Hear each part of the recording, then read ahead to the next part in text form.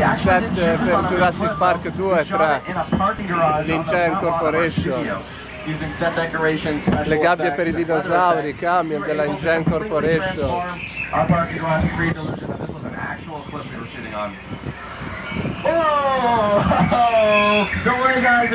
Wow, guarda dove cacciano!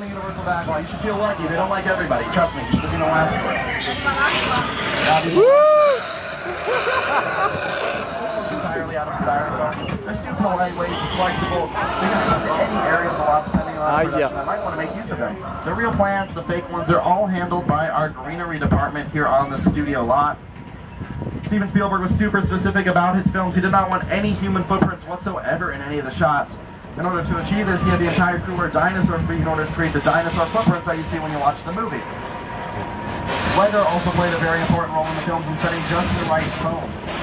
Here in sunny Southern California, it's a little tougher to create weather as there's sunny days day in and day out. It gets a little bit redundant. So whenever we receive a script that